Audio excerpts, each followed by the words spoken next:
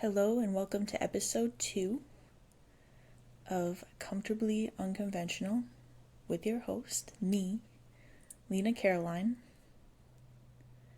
Welcome back. Thank you for coming back after that first episode.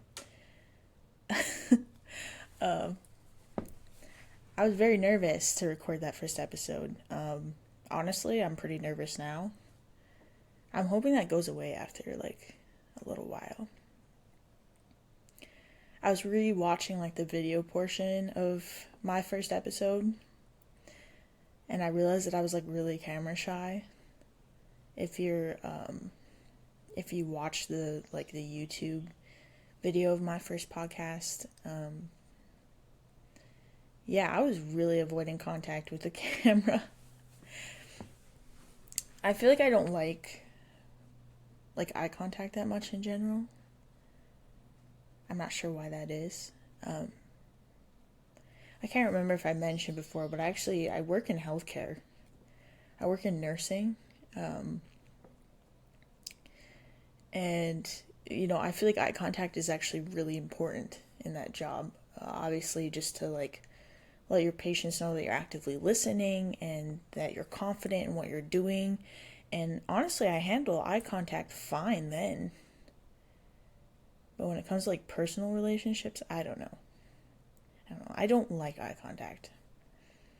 I get nervous looking at the camera too. So, but I have everything set up now. If you're watching the video portion of the podcast, I have a little different setup now. I'm kind of forced to look at the camera. I'm forced to make eye contact with you now, which is a good thing. And I have a little different setup. I changed things around a little bit. I really felt like I just looked like a Twitch streamer in my first episode. Just watching back. So I wanted more of kind of that studio look to it. Obviously I don't have a studio. Renting out a studio is fucking expensive, but I have a lot of room in my house, so I just was I'll just set up something in my house that works. And I'm really excited. I really like how it looks. If you're just listening, I encourage you to check out my YouTube channel and check out my little setup. I've got all my nerdy stuff behind me here. I have my Lego succulents. I have my Arctic Monkeys vinyl back here. I love them with my heart and soul. I have a quart of Thorns and Roses. I could make a whole damn podcast about those books. I'm not going to go down that road right now because that's not what this episode is about, but let me know. Let me know if I should make an episode about it, because I will. I can talk for an hour about books easily. I also got my cute little Pokemon back here. I got Raichu and Turtwig. I have my Ultra Ball. So yeah. Alright, I'll quit going on and on about my setup and I'll get into what I wanted to talk about on this episode, because I wanted to talk about influencers, social media, and beauty standards. I kind of threw in those 3 topics together into one episode because I do really feel like they reflect off of one another a lot, especially in current times. Things are really different. Beauty standards and rise to fame, it's a lot different than it was 50 years ago. I am not an influencer. I feel like a lot of people that make podcasts, they kind of have really,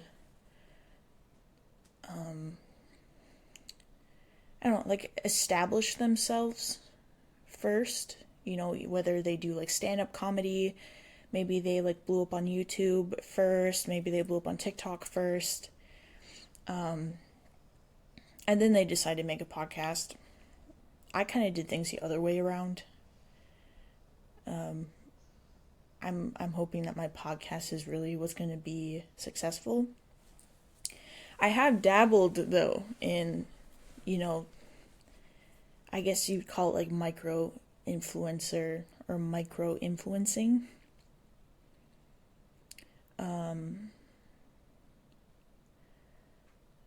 I did have a TikTok.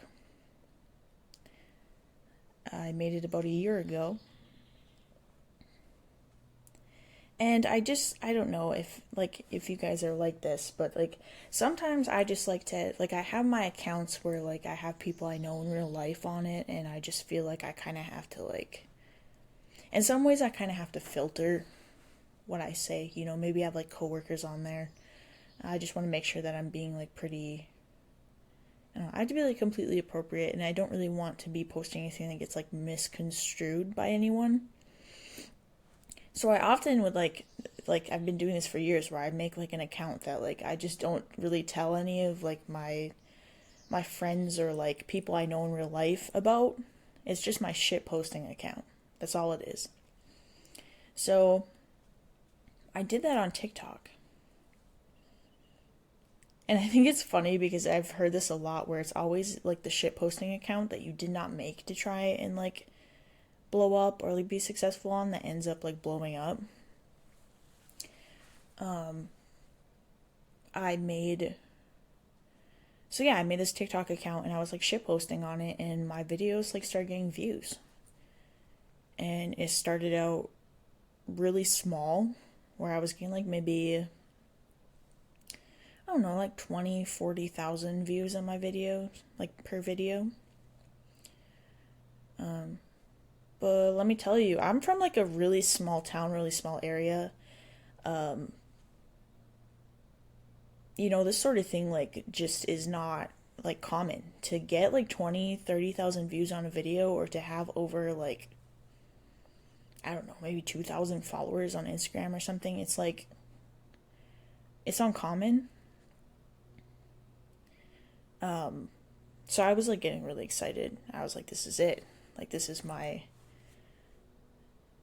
blow up story. Like, I'm gonna make it. I'm gonna be a big influencer now. I didn't really know how to handle this like new attention that I was getting. And then it got worse because like, I don't know. Like when you first actively just like get this kind of attention, you feel like you have to create the image that the people are looking for. I got really wrapped up, and it was not about being genuine. It was not about being real. It was about getting views. It was about blowing up. And eventually, I did have a video like go viral, I guess. I would consider it viral. It got I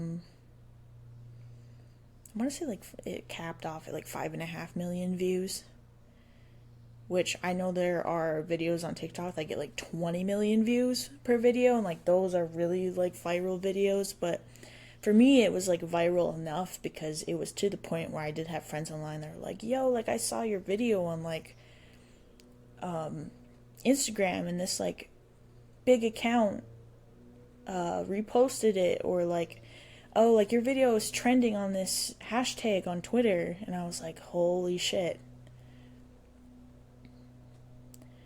I continued making those types of videos. And none of them quite, went quite that viral again. I was averaging like maybe, I don't know, like 100,000 views per video. My neighbor's mowing their lawn. I wonder if you can hear that. I'm sorry if you can hear my neighbor mowing the lawn. But yeah, I got this little taste of being in the spotlight on social media. It wasn't much. I got like 40,000 followers. You know. But even getting that little taste, I was like, I wonder what it's like for the big dogs. Like, it must be insane because especially on that video that went viral, it was the stream of comments for me.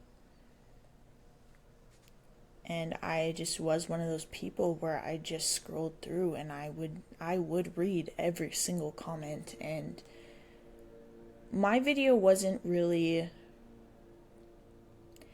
my videos, I wouldn't consider them like thirst traps. I mean, they weren't really of me. It was more what the video said that went viral, not me so much. But people definitely had a lot to say about how I look.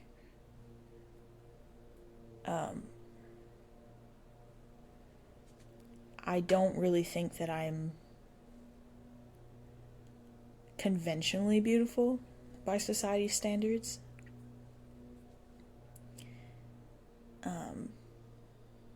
Especially, like, I feel like there's, like, this whole, like, subcategory of, like, TikTok beautiful, too. I'm definitely not TikTok beautiful. I'm not one of those girls that can just, like, post a video of me, like, lip syncing to The Weeknd, and I just, like, boom, 1 million views.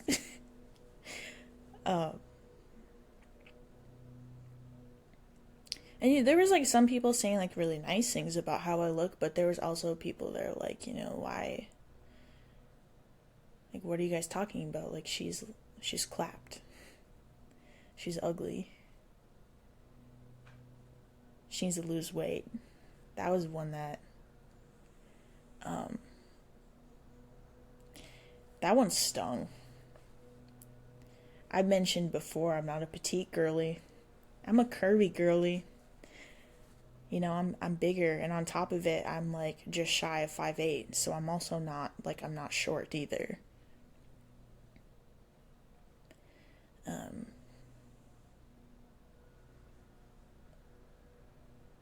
I've always really struggled with that because I've always really wanted to be petite. So yeah, I had a taste of it. And honestly, I probably could have kept going with it, but it got to the point where I was just, like, making these videos, and I think as I evolved as a person in that newfound attention, the luster kind of wore off after a while. And I started to really, like, recognize the negative effects of it. I quit. Right when I was getting momentum, I quit. I went on a 6-month hiatus from TikTok. I shut down my business email. I shut down my account. And I stopped posting.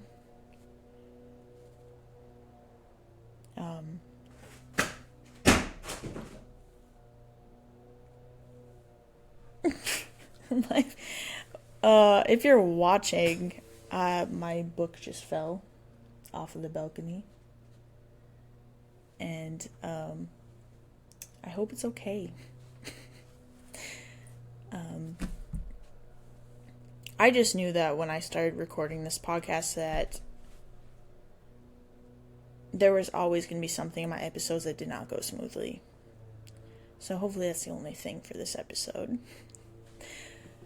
But where was I now?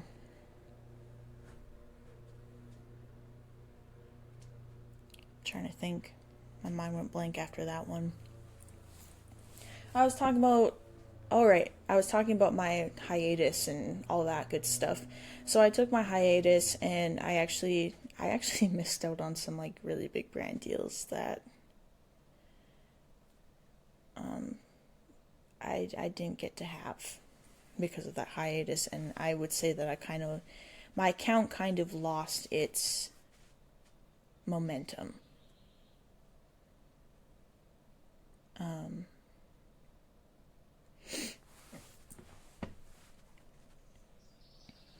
And after that, I just might, if I post, my videos might get like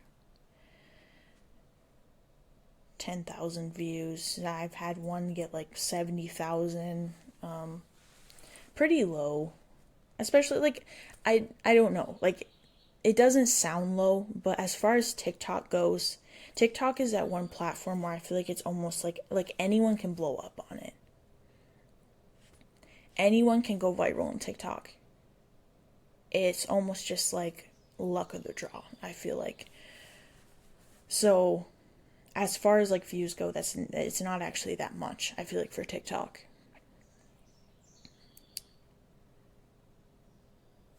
But yeah, I don't know. I just wanted to give a little background on that. That I have had a little taste of that, not on like large scales compared to like these really large, super popular influencers that are emerging now, but I got a little bit of it. I have gotten to work with some cool brands. I've gotten like I will tell you there's one wonderful thing about blowing up on social media, and it is the sheer amount of free stuff you get. You know, TikTok itself, it has it's the creator fund is ridiculous. You get 1 cent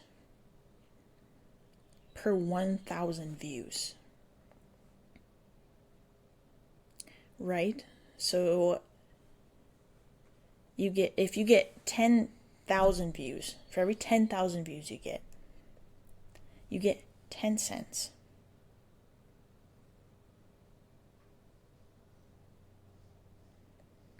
So for every 100,000 views you get, TikTok will pay you $1. So that is not where you're making the moolah, okay? The TikTok creator fund kind of sucks. I think I probably had on my account as a whole anywhere from like,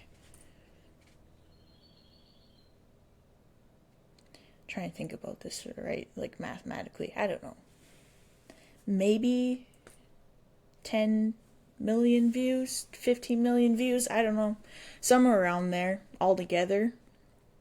I maybe made like a few $100 off the creator fund, 200, I don't know, something like that.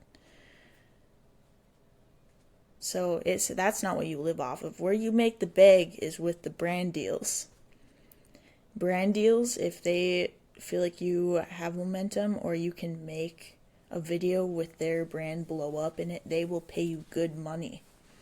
And they will send you free products.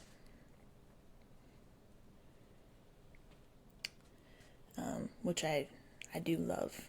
I do love that. I love getting free products. They don't even have to pay me. I like the free products. But when you're like you know, I don't work with talent management. I don't have a team. I don't do any of that stuff because I never got to the point where I was quite big enough to really get into that. But you have to be careful when you're advertising stuff. You will have, even being a micro influencer, you will have hundreds of brands reaching out to you. And like, my boyfriend actually helped me out a lot with this because, like, I don't know, if you're like me, you see dollar signs, especially like having to work a 9 to 5, 50, 60 hours a week your whole life. And then there's people who are like, I will pay you $2,000 to make a video. And you're like, fuck yeah, I'll take that. But you have to be careful. You can't just like go advertising anyone that'll pay you money. Like, he fortunately did like research for me when I would be like, hey, this brand reached out to me and they're offering me this much to do this. This is what they want me to do. They want me to advertise this product or their brand for them. And he'd do research and he'd be like, well,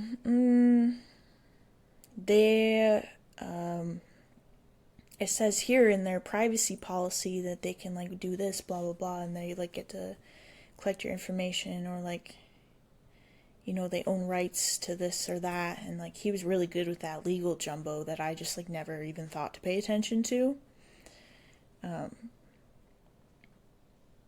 There is actually a very big brand, and I'm not going to say it because I don't want to get sued, but there's a pretty big brand, and it just like recently really started blowing up, especially on TikTok. They offered me a good amount of money to make a video for them.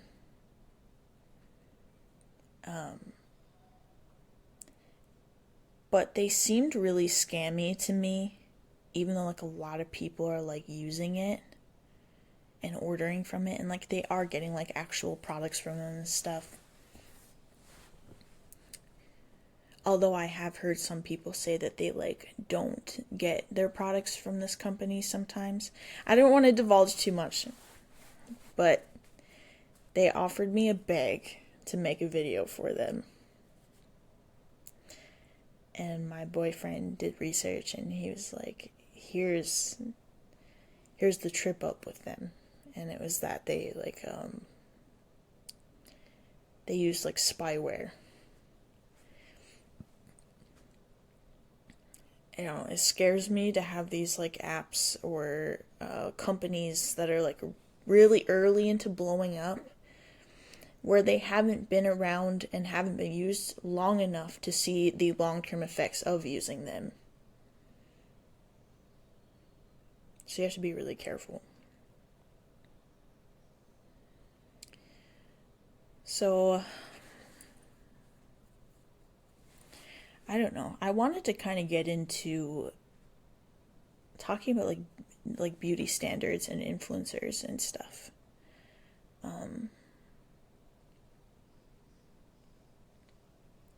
First of all, it's going to be interesting to see in the long term how these like beautiful people that are blowing up on TikTok for like just simply existing, how that's going to affect the younger generations.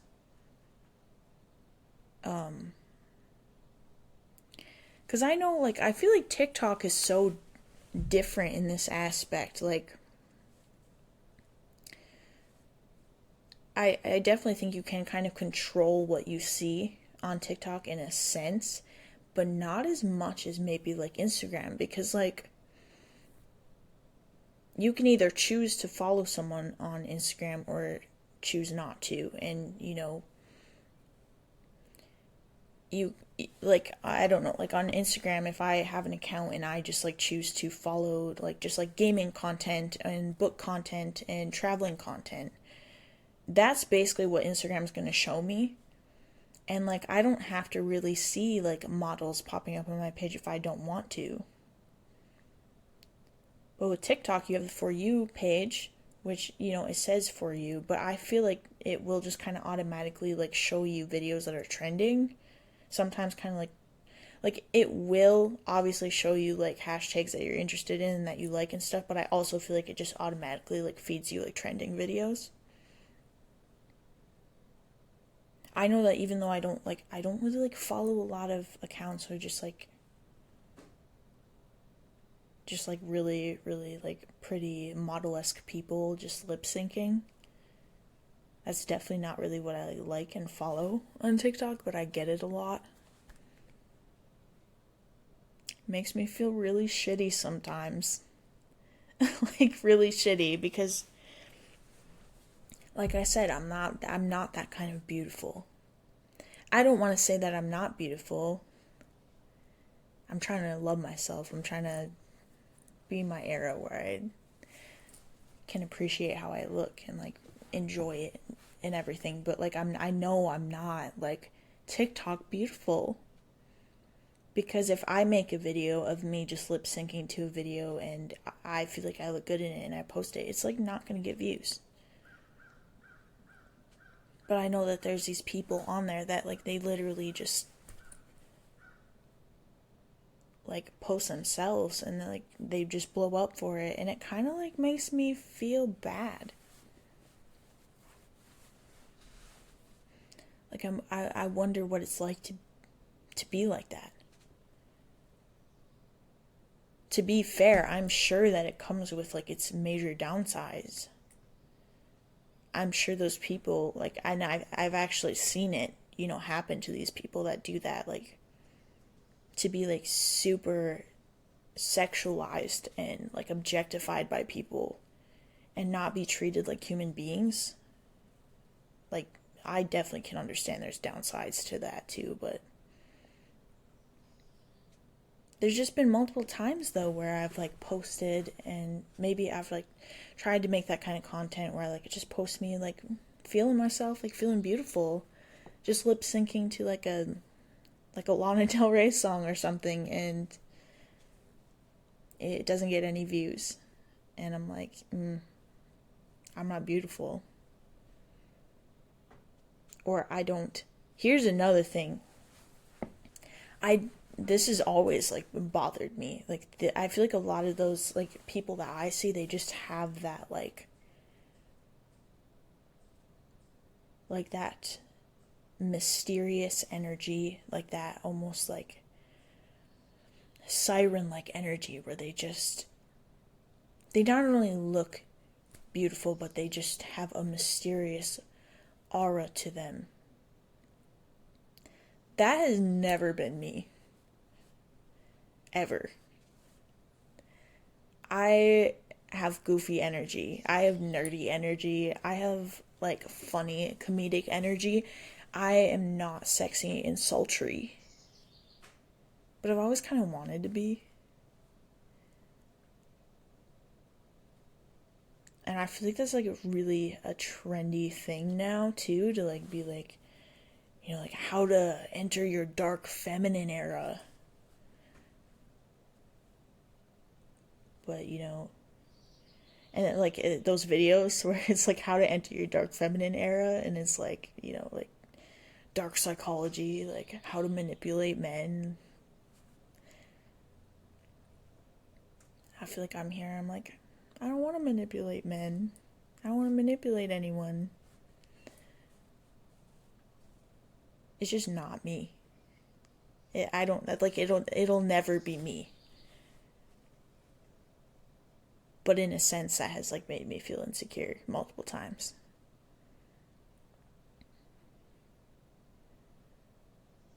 I feel like social media can be such a good thing.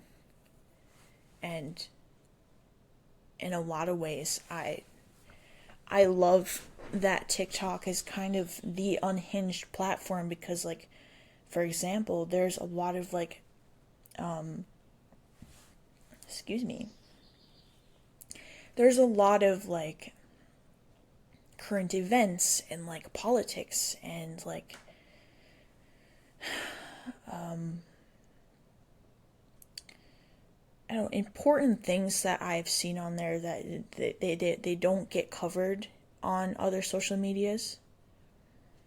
I could go into a whole reason why that might be happening, but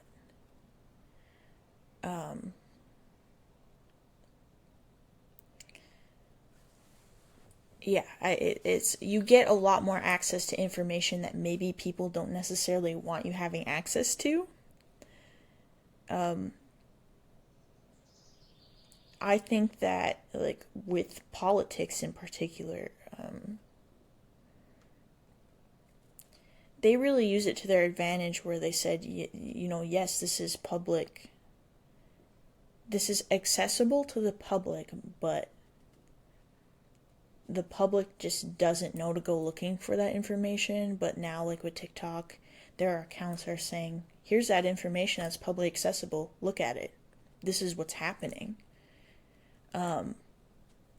Like I get like these live streams of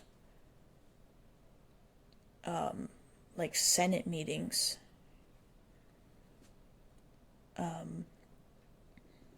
Things that are publicly accessible that I really didn't know were publicly accessible. And now I get to see them and I get to see what's going on in our government, and it's making an awareness, which is kind of why I think the government doesn't want TikTok to be the Wild West like it is, but So that's a good side of it. But I also feel like social media just kind of makes people like hate themselves sometimes, especially when it comes to beauty. It's interesting to see how things are changing because, it's the influencers now that are, you blow up for on TikTok for whatever reason, and now these are the people that are becoming the new professional makeup artists, and they're becoming the faces of these brands, and they're becoming the new models, and they're becoming the new music artists. How will that change the arts? How will that change entertainment? How does it change how people will enter these areas in the future?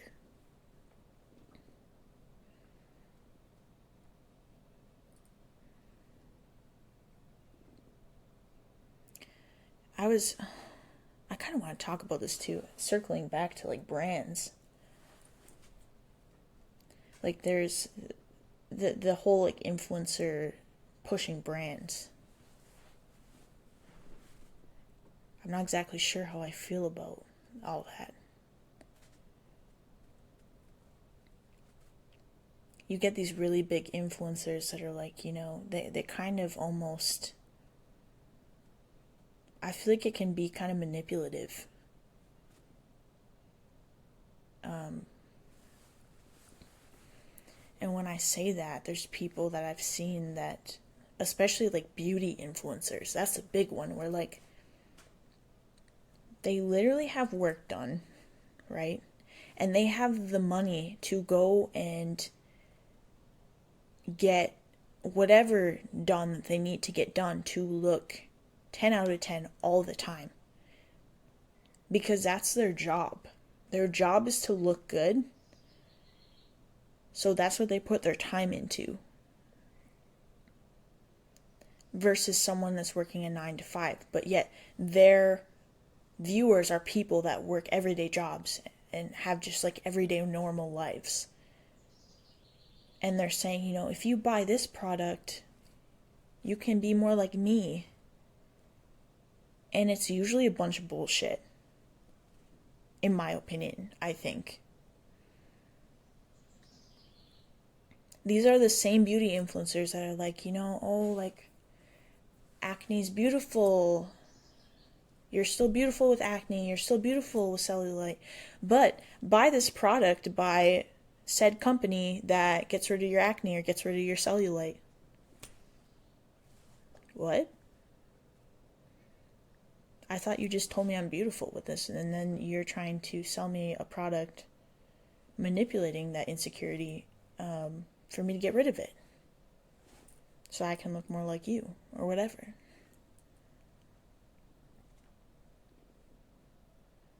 It's a little hypocritical to me. And you have a lot of people on TikTok that are very impressionable and are just like constantly working to look like these people. And I very much had that mindset at one point too, where I was like, I want to look like, oh, I'm trying to think of someone. I don't know. I can't think of someone off the top of my head right now, but I know that I used to be one of those people that's like, this famous person or this influencer is so beautiful. I need to go and I need to watch their interviews. I need to know what skin products they use. I need to know where they shop. I need to know what products they use on their hair. And I'm going to go buy it all so I can look like them.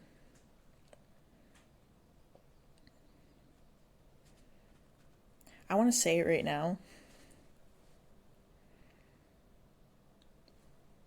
I have learned a lot as far as it, as far as that whole subject.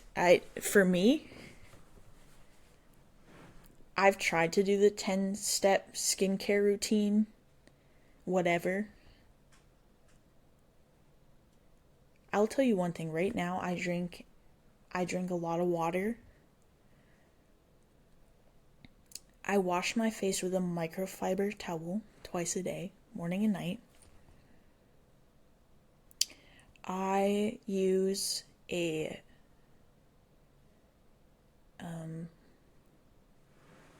Mario Badescu like cooling spray. It's like cucumber and aloe, I think. It has like very good ingredients. I use that. And I use a like gel face serum that is like niacinamide, and I know it's vitamin C and hyaluronic acid. That's what I was thinking of. That's it.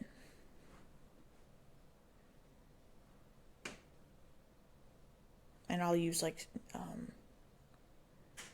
I'll try to use like a very, very clean ingredient sunscreen, which is actually very hard to find. My skin has probably never been clearer, and I get compliments on it. I don't think my skin has been this good since I was like in the beginning of high school. I truly believe that us being like sold all this like bullshit, that's exactly what it is. It's bullshit for them to make money off of your insecurities. I don't like it. I don't like it at all.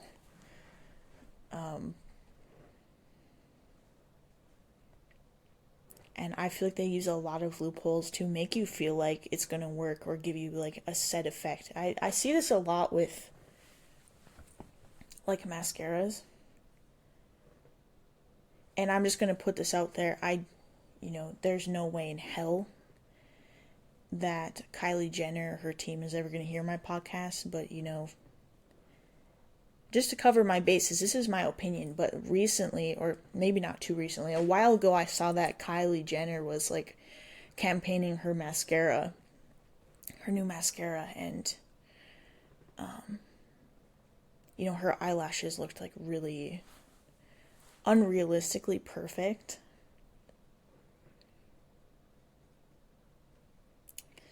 And, I feel like the Kardashian family is just well known for this sort of thing anyway, so it's whatever. But there's people asking her, they're like, whoa, like, are you wearing eyelash extensions? Because this looks like unnatural. She's like, no, I'm not wearing eyelash extensions. So I was like, I wonder. So I zoom in, like, really close to look at her eyelashes. And this is just my theory, but they looked photoshopped as fuck to me. I don't know, like, if you've used face editing apps or like software before, you know that you can zoom in really far and you can definitely lengthen eyelashes. And zooming in close, you could see that her eyelashes, they didn't look natural. I would bet they were edited. I would bet money that they were edited to look longer and like fuller. Stuff really bugs me, man. It bugs me. I feel like that we're just being sold all this stuff all the time, and I feel like the more natural and simple that you can keep your skincare and your diet and everything else, the healthier and like better off you're gonna be. There's my unconventional opinion for the episode.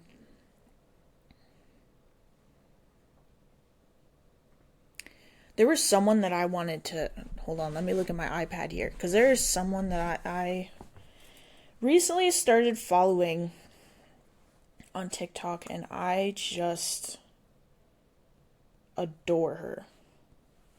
And she really deserves this shout out. Let's see if I can find her.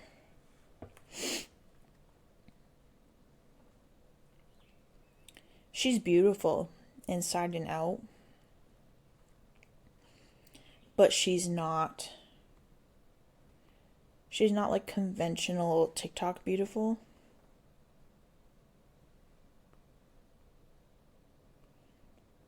I might get quiet for a second because I'm like, I really want to find her.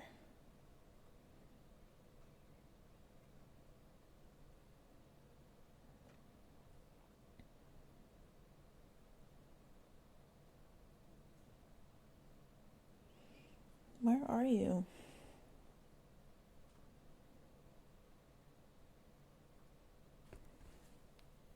I can't remember her name for the life of me. And I'm not even sure if she's like verified yet.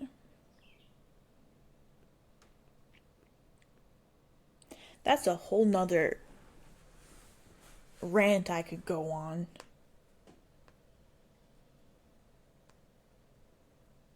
The privilege that social media gives you if you're conventionally or societally beautiful compared to if you're not, but you can be just as, if not more, talented. It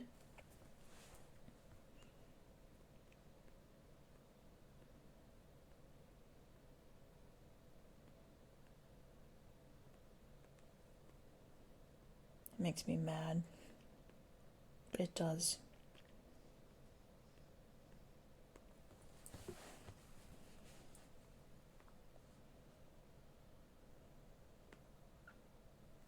Oh, I really want to find her, dude. I want to shout her out. I don't even follow that many people either.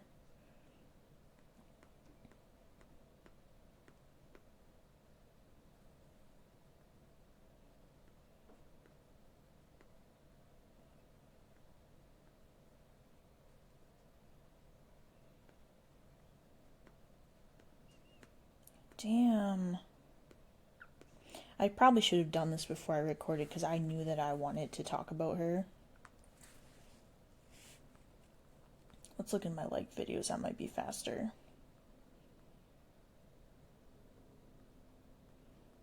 Here she is. Oh my god. Lindsay is her name, and her... Oh, she does have a ton of followers now. Maybe I started following her like in the beginning. She's like over 1 million now. Oh, 1.5 million. But her username is Lynn's Makeup Looks. Oh my god, I fucking love her so much.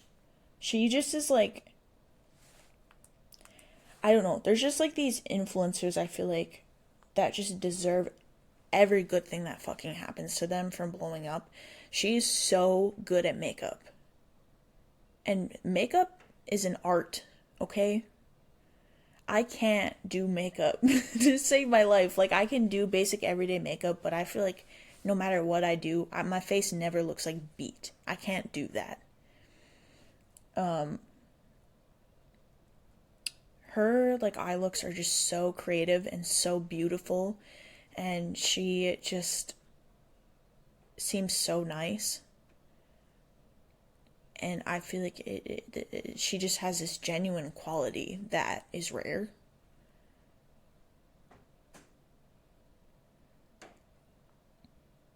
I don't want to be hateful, but there's just... Oh, I almost dropped my iPad. There are some influencers that rub me the wrong way. It seems like everyone's obsessed with them, and they just seem very fake to me. I feel like I've met people with their type of energy before. Not to sound like a basic bitch here, but I'm a Pisces.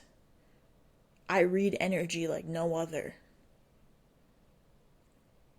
I'm an observer. I'm a quiet observer, and I have a lot of experience with people. I meet a lot of different types of people, especially through work. And let me tell you, like, I'm trying to think of someone that everyone is like really obsessed with. Like Alex Earl.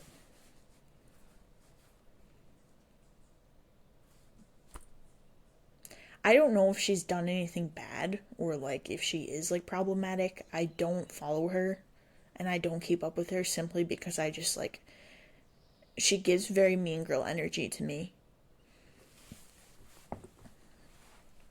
Like, I don't trust her.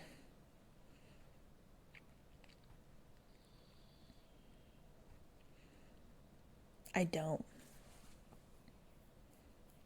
There's just something about her.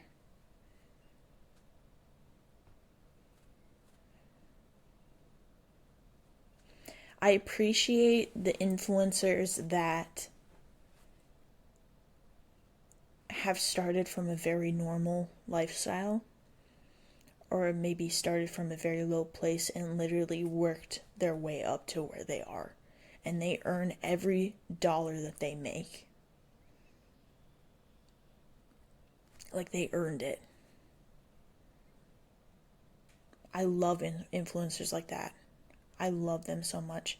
And I don't get that same type of feeling or like attachment to people that just grew up in like a rich suburb and happened to blow up as well on TikTok. And it's just like,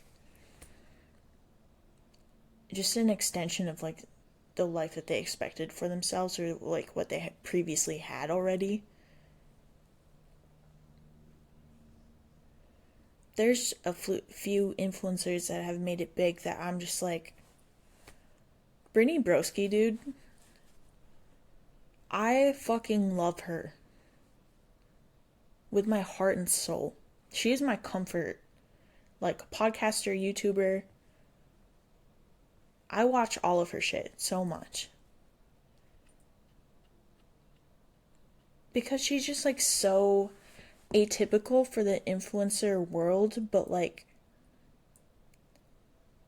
I don't know. I feel like she represents like a side of people that just like haven't been represented in the social media world for so long. Like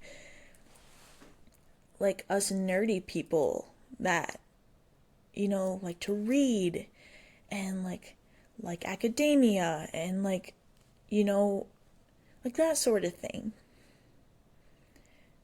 The Wattpad kids, the fanfic kids, the ones that people just thought were weird in school and like didn't have a lot of friends, and I don't know, her sense of humor is golden. Another one that I really like, who is like huge, is Emma Chamberlain. Everyone knows Emma Chamberlain, and I feel like Emma just has such a genuine energy about her and such a girl next door energy to her, even though she's literally like, she is so successful. It's rare to see people just like not let their blessings consume them and turn them into a different person. And I have very high respect for influencers that are like that. And I enjoy them. And so unfortunately, there's very few influencers that I actually keep up with like regularly. It's basically just Emma, Brittany. I don't know, Spensois, I think, on TikTok. And he has his fairly recent podcast that I'll listen to. Very funny. Love them.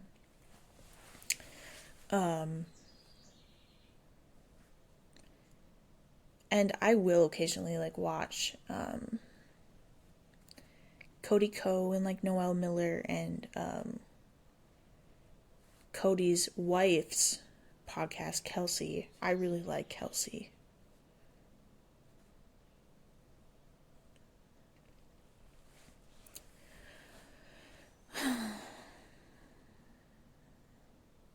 I feel like there was a lot more I wanted to talk about on this episode. I've got my little notes here.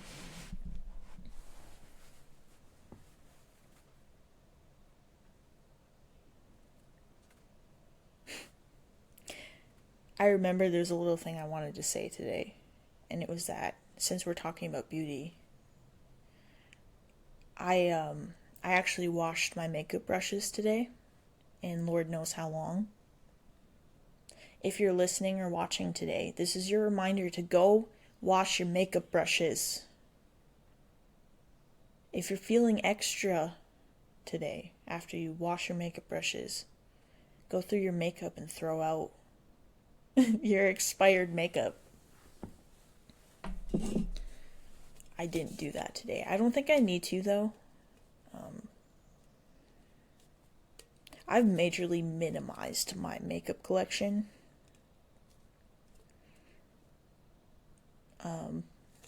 I used to be a makeup fiend when I first got into it, and I was like buying, like, oh my god, the Anastasia eyeshadow palettes, dude.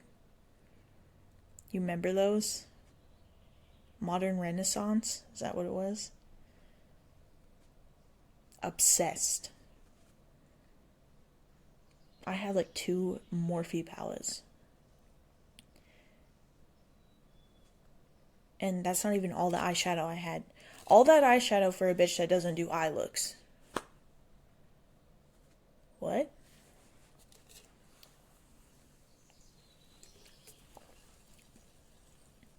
I just wanted to feel like an it girl, I think. But I got rid of them all. And I literally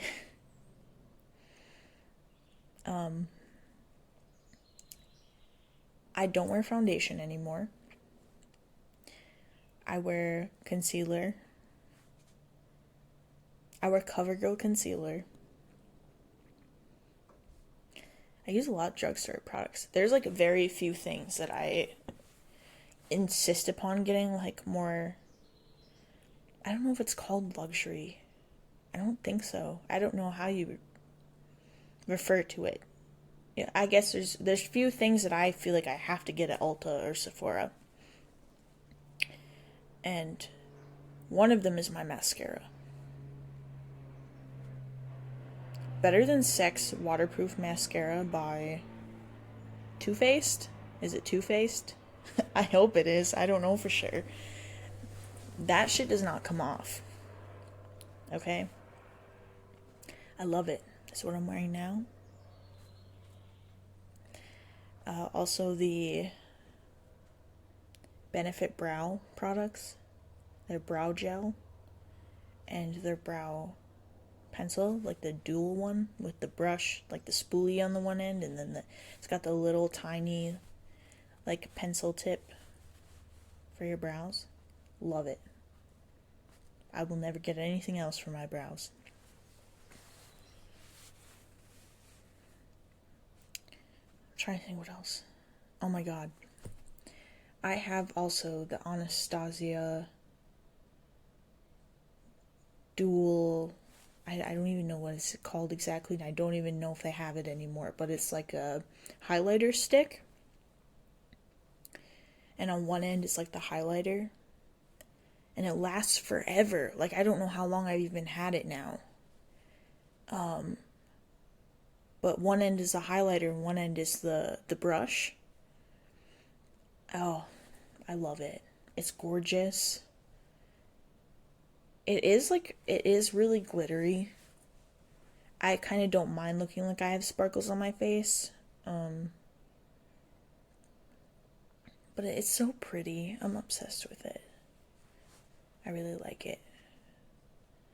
And then I did get myself the Dior lip oil recently. I feel like I'll allow myself to keep getting that because I don't know, I love it. I do want to try like Rare Beauty products too, but I don't know if they'll be like staples or not. I also use, and I actually got this, I got it as a Christmas present for my boyfriend's grandma, by the way. Wonderful taste in skincare and makeup products. She is the one that got me into microfiber face towels. Mind you, this woman is like 75 years old. And she's in on the shit. I love her so much. She's amazing. But she got me the It Cosmetics. It's like a beauty book, I think it's called. It has like a neutral mini eyeshadow palette in it. It's got 2 brow powders, I guess. I don't use those. It's got an eyeshadow primer powder in there. I do use that. I love it. It has a bronzer in there. I use that. I love it. It has a powder blush and 3, like, what am I thinking? They're not liquid blushes, but they're like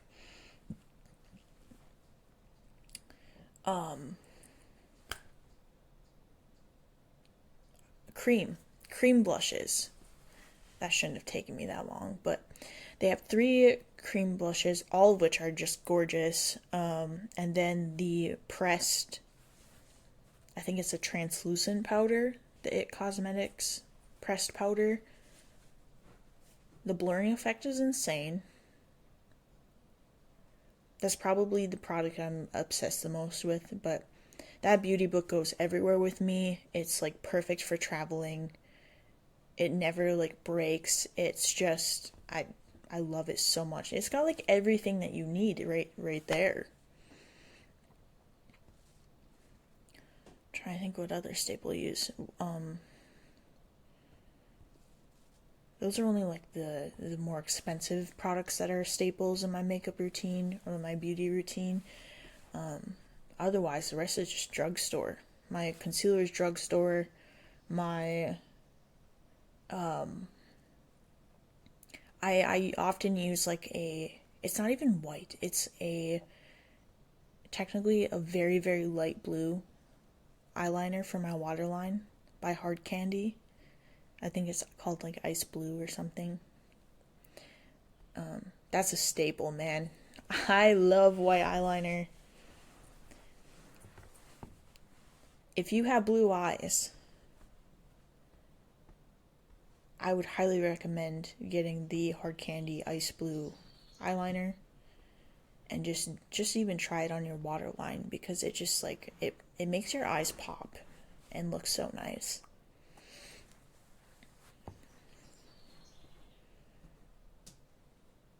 I think that's it. I don't really have a lot of makeup anymore.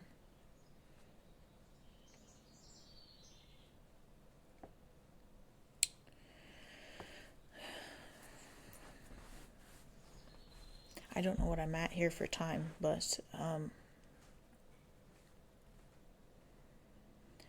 I definitely feel like I kind of covered everything I wanted to cover here when it comes to talking about influencers and social media and beauty standards. Huh. I feel like I could keep going on and on for hours about beauty standards and why it's just like so fucked up in our society.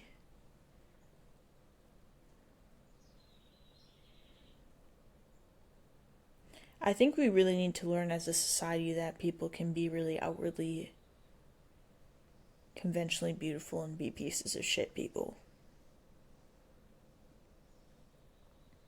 And if someone's a piece of shit, there shouldn't be extra allowance for them in this world just because they're conventionally beautiful.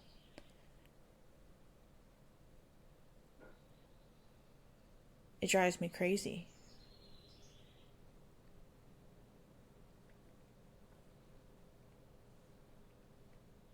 I don't want to sound bitter just because I haven't like really experienced a lot of like pretty privilege.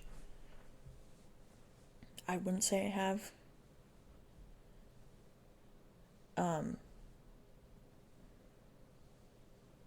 I think that's a fair statement. I think you should have to prove yourself as a person before anything.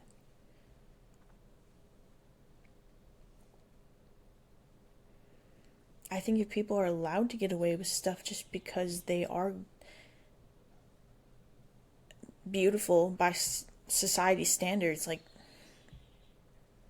they're just going to continue being bad people because they don't have to be held accountable for their decisions.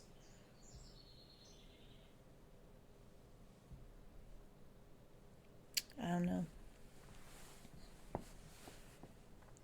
like I said, I go back and forth because as much as TikTok, I feel like I could just like quit it forever sometimes. I also feel like it has given just that opportunity to people that aren't societally beautiful or like conventionally beautiful to have a platform where they can like blow up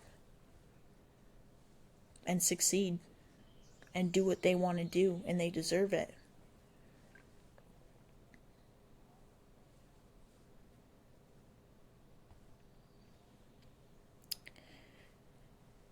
Yeah. I gotta take a drink here.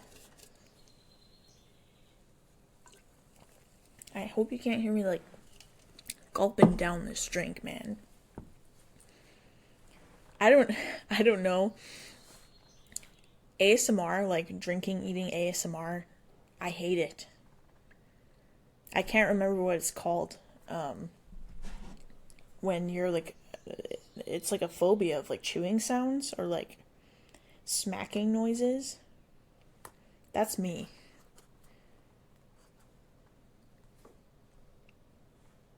It's like when I hear that, it's like dragging your fingernails on styrofoam. That's what it feels like. Is it agoraphobia? Am I thinking the right thing? Let me look.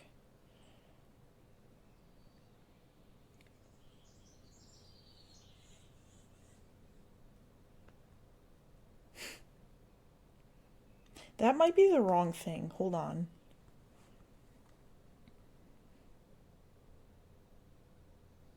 Oh no, that's irrational fear of entering open or crowded places, of leaving one's own home, or being in places in which escape is difficult. Okay, wrong thing. Fear of chewing sounds.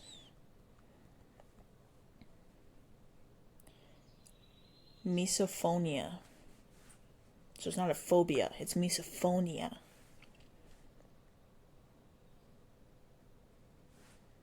Can be breathing, yawning, or chewing.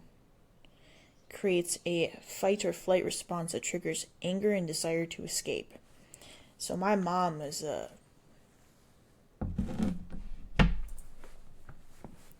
bad chewer. I just like I've been this way for as long as I can remember, because I remember we'd sit down as a family at the dinner table and like eat dinner together. And she sat directly across from me, and she would just talk and chew with her mouth open all the time. And it would make that like smacking noise. Oh my lord.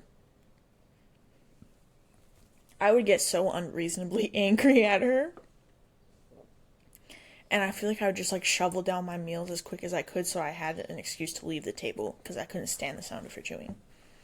And I think one day I got fed up when I was like older, and I was like, you're smacking your lips. I really think I just called her out and was like, can you stop chewing with your mouth open? She didn't even realize she was doing it because it didn't bother her. My boyfriend's the same way. And I guess even though I have this like misophonia, every once in a while, if I'm really like chowing down on something, I will smack my lips or something, and he gets like really irritated with me. I don't think I do it a lot, but sometimes I just like do it.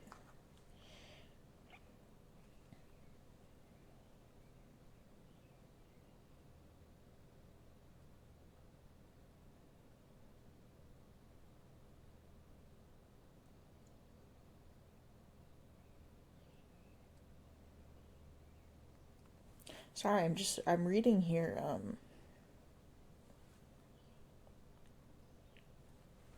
what causes misophonia. I'm scared. I really don't need one more thing on my list of like mental health problems, but I'm looking.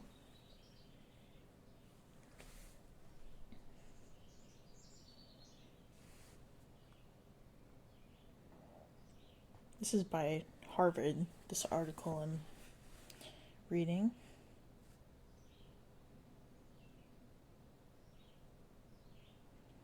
I guess I don't really know a lot about it. Don't really understand where it comes from.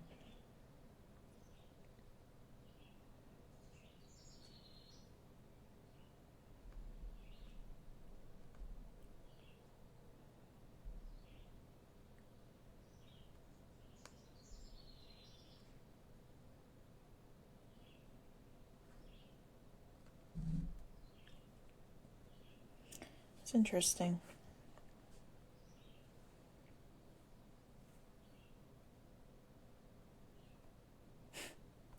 There's an article by NPR about it.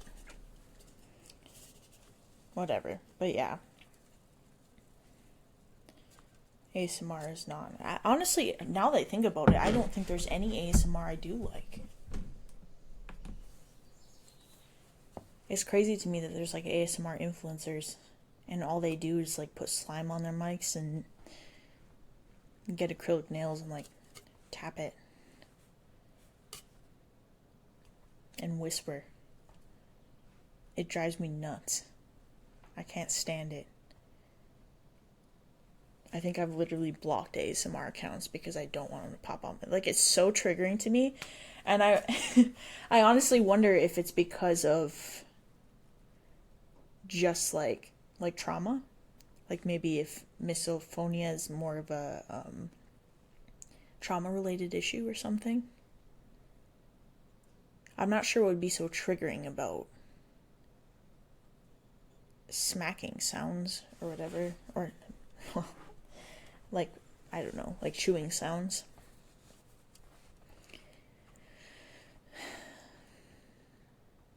Yeah, I don't know.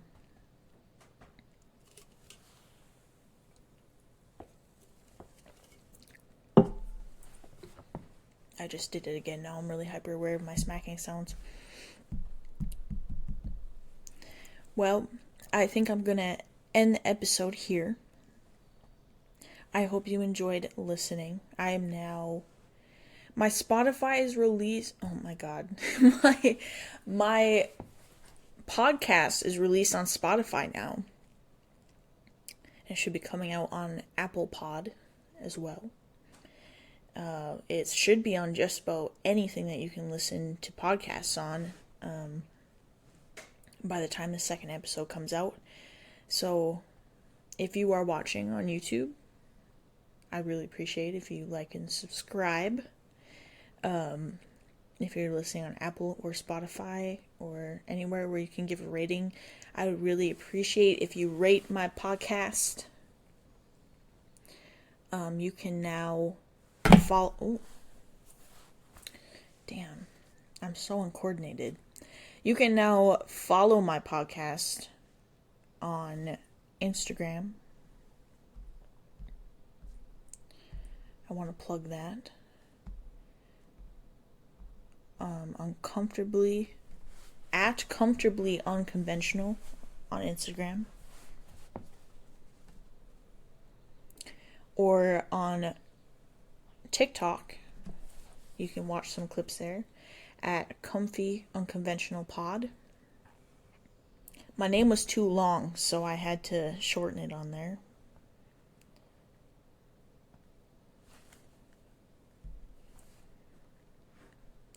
And obviously, if you are just a listener, you can go check out my YouTube channel at Comfortably Unconventional Podcast.